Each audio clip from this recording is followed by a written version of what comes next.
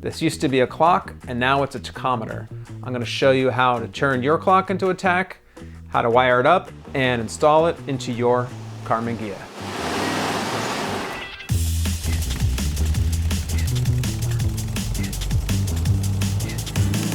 To do your clock conversion, obviously you're going to need a clock. If you don't have one with your Ghia, you can find these at a swap meet or you can find them online. This cost me about $75. The important thing is to find one with clean chrome trim, and the inner part is going to be reused too. This blue-gray piece of metal and this chrome trim inside is going to be reused. So you want to, be careful that you pick the right one that doesn't have like water damage or it's not, corroded inside. And obviously the original mechanism is going to be removed. All the clock gears and stuff are coming out, and that's going to be replaced with the new tachometer pieces. All right, the next thing you're going to need is a new piece of glass or plexiglass to go in the front of your tachometer, because the clock originally has a little knob right here, which we're not retaining, so you can't reuse the plexiglass in the front of the clock. So this I had made at a local glass shop, and it's 4¼ inches in diameter. And just have them make this for you and have it ready to go. And there's also a little notch that's going to fit into the metal ring inside, which I'll show you later in the video. All right, so the next thing you're going to need is a new face for your tachometer. This is a decal that I purchased from a guy I found on the internet. He's in Finland. I'm not going to give out his name or his contact information because I don't think he'd appreciate that. But basically, this is something you can create in, say, Adobe Illustrator. It closely matches the speedometer, the same style, the same vintage style, the same typeface and colors. So you're going to need something like this to cover up the numbers of the clock and turn it into a tachometer. And you're also going to need a new needle, which comes in the kit. Or maybe you can find an old speedometer and pull the needle and the button off of that. To do this conversion, you're going to need to buy a brand new VDO gauge, a new tach. I bought one that goes to 6,000 RPM, and that matches the decal. And this one is part number 333958. I bought this on Amazon, I think, for like $120 or something. So when you get this, you have to kind of take it apart a little bit, which I've already done. This outer bezel, you can just pry it off with a small screwdriver. And underneath that is a piece of glass that you take out. And then there's, underneath the bezel, there's a couple of screws that you take out right here. Remove the needle, just pull it straight out, and get rid of this bezel, obviously. And then that's what you're left with. You want to be super careful that you don't touch anything inside. Okay, the first thing I have to do is pry the chrome ring off the front of the clock. And the way you do that is grab a little screwdriver and carefully pry this away without cracking it or breaking anything. Just basically twist this away. So I'm just going around the perimeter of this thing with my little screwdriver. This part sits inside the dash. It's not visible, so if it does get a little kinked, it's not the end of the world. No one's going to see it. Okay, just keep on working at this, and eventually it'll come loose. Take this off. This is that knob I was talking about that's inside the plexiglass, so that's why you need to make a new piece for this. This comes out, there's an inner trim and a rubber gasket that's in here. So take this out. Save this, gonna reuse that. And save this gasket too. And then this obviously is the outer chrome ring that's visible from the dash. And there's a rubber gasket inside here. Gonna reuse that too. And here is our clock face that is gonna get covered with the decal or the sticker to turn it into a tachometer face. So I have to take the hands off, and this chrome trim and this inner metal piece. And I want to be careful that I don't scratch this because it's going to be impossible to recreate that paint finish and color. In order to protect the paint, I'm putting this terry cloth towel over the face because these old clock hands have to be removed with pliers. They're really stuck on here pretty good. This is kind of a critical step because I don't want to mess this up here. All right, got some pliers here. Gonna pry this off.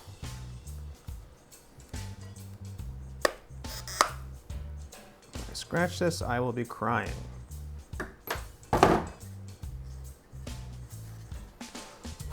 Okay, perfect. Now break out my tiny screwdriver, take these two screws out, and this face will come right off.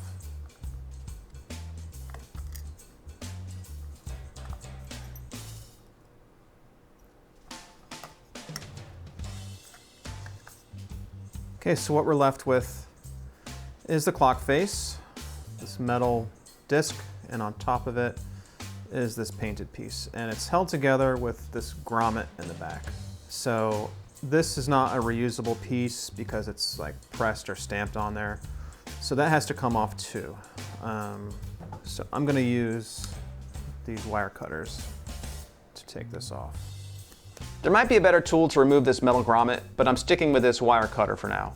Working from the back, I just nip at it, gradually cutting it away so it falls off. I don't want to damage the paint on the front, so I'm only working from the back. Okay, it's off. Okay, what you have is this chrome piece. It's a one-size-fits-all that goes on a speedometer as well. And then you have this center disc with that unique paint that you don't want to scratch. Okay, so this is the inside of the clock. On the back is the mechanism, and this has to be removed. So I'll do that right now. Just a couple of little tiny nuts on here. All right, so let's see what's doing underneath this cover. Okay, well, this is like a beautifully made clock. This is nearly 60 years old. Fortunately, all this beautiful old world craftsmanship is going straight in the garbage. So basically, I'm just unscrewing all these tiny little parts and removing them bit by bit until I get down to the metal base. What a shame. So when it comes to putting the tack onto the back of the clock, I thought about this for a little while, and this is the solution I came up with. So I bought this bracket on eBay, and this basically just screws into the back of the tack like this. But this bracket is really meant to work when you put the tack through a hole in the dash. So if this were a hole in the dash right here, this would keep it from slipping out. But it's not really meant to bolt something down, which is what I need it to do. So the tack fits onto the clock like this. This is the top of the tack, right here at the top of the clock. That fits on there right there like that. So this bracket, which really isn't doing anything right now, I'm gonna modify. So I have these brackets that I got from the hardware store. So right here, this is gonna bolt through there. I have to just cut a hole. I'm gonna trim this down. I already made a mark. I'm gonna cut that off. And then I'm gonna drill a hole right here and drill a hole around there someplace. I haven't determined that yet. And then everything's gonna be held down with these screws and these self-locking nuts. All right, got my bracket cut down. Got a hole drilled here. I'm gonna attach it to the stock bracket. The screw on the inside, bolt on the outside. That way it'll have clearance around the outside of that. Tighten this up. All right, so this goes on here like that. Tighten up these special nuts.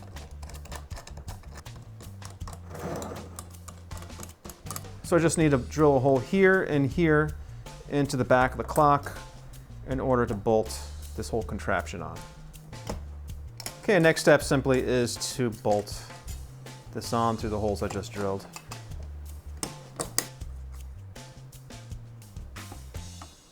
All right, and there it is.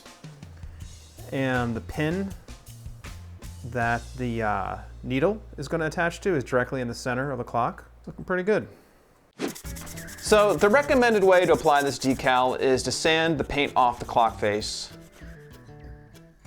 apply the decal, and gradually flatten it out with Q-tips and apply a small amount of heat to get it to lay flat on the convex surface of the clock face.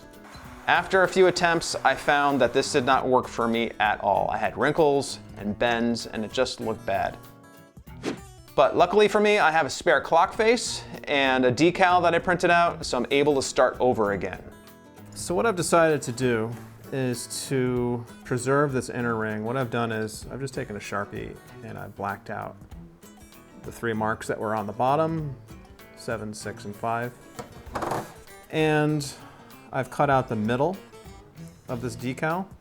So I'm not going to use this ring, and I'm just going to use the outer portion, and it's going to lay on here. So rather than overcomplicate it, I'm going to take the simple route and use the outer ring.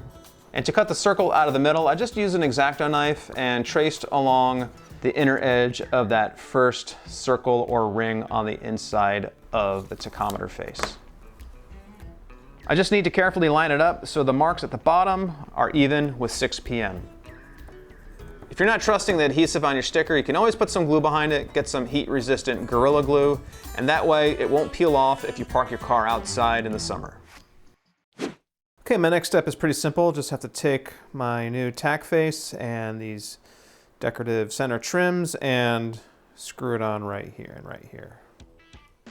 Lining up the new tack face and the inner rings to the captive holes on the back of the clock is a little tricky because that inner grommet is gone. So there's 3 layers here that need to line up as you put in 2 tiny screws. It's very fiddly, so just be patient and don't scratch the paint.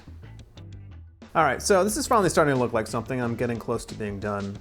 You'll notice right here there's this little white straw. That came with the kit, it came with the new needle. I had to shorten it, cut it down to size, and it also wouldn't really fit on the end of the tachometer. So what I did was, it was too big. So what I did was I took the needle that came with the brand new tack and I cut the stem off and I inserted it into the other end of this tube, and I used that to get this new tube on to the new tack, because otherwise it would just fall off. So that was a little hack I had to improvise. And now I'm gonna put the needle on here and just set this 0. That's where it starts, obviously. Okay, so now I just need to reassemble the chrome bezel and all these rubber gaskets that came off it. So this narrow gasket fits inside there. The bigger gasket goes here. Then I have my new plexiglass. Okay, so that fits in here like so. And then you'll notice there was a little notch in it, and that corresponds with this little piece of metal that's sticking out of this inner black bezel. So I'm gonna line that up and pop that in and get the dust off. So this is ready to go. This basically just snaps back into place on top of this. All right, well, it's looking pretty snazzy. You can get these gaskets from West Coast Metric. This is part number 111375. I'm sure a lot of people leave these off, but I'm just super picky about my car. I'm super anal. You might not need this. You won't die if you don't have it on your car, but you might feel a little draft through your dashboard. When it comes to installing the tack into your dash, it's pretty simple. What you want to do is put your hardware, put your screws into the back of the dash first, and then just set this in place and give it a twist, and then tighten up the screws. The yellow wire is the signal wire to the tachometer. It attaches to the negative side of the coil. I have 2 extra wires just in case I decide to add some more gauges to the car. It just goes along here, along the back of the motor, and into the stock opening for the wiring harness in the back of the firewall. And if you follow this wire along into the passenger compartment underneath the back seat, the previous owner had already drilled a hole for the battery cable, that big red wire. So next to it, I drilled another hole because I didn't want the battery hole to be lonely. So I put a little paint there and a grommet, and the wire comes through and it goes along the inner rocker heater channel. And then it goes up underneath the footrest and into the trunk area. There was already a stock hole there. I put a grommet in there. The wire just feeds up through there, up into the trunk, and up to the tachometer. Okay, looking at the back of the tachometer, for this particular model, the yellow wire there on the left, that is the signal wire from the negative terminal of the coil. Center wire is my power line that goes to the switched side of the fuse box. And then the brown wire is the ground, and I've grounded to that screw there holding the tach to the dash. You may find when you test your tachometer that the needle bounces up and down. That's because the signal from the coil is not an even signal and makes the needle jump like crazy. So what you need to do is put a diode in there, and these are doorbell diodes that I got off of either Amazon or eBay. And it's part number 1N4005, and I have a lifetime supply here that I'll probably never get rid of. And the way this works is that you just have to connect it to a 1/4 inch female and a 1/4 inch male on the other side here. And just be sure that you can barely see it, but there's a little white line there on the diode, and that should go towards the tachometer side. So that's why I put this female terminal on here, and this would plug directly into the tach to even out your signal. But just do a test first and see if it bounces or not before you run out and buy all this stuff. All right, now that it's in the car, let's do a quick test and see how well this works. All right, well, I don't know if I have good sound right now because the car's not complete, there's no glass in it. But here's the tachometer, and it's working.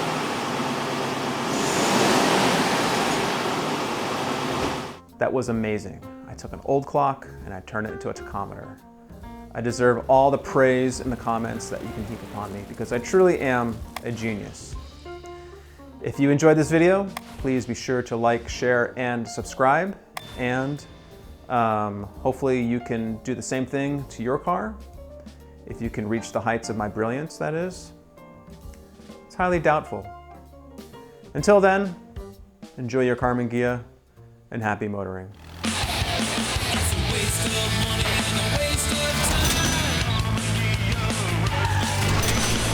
Italian bastard child.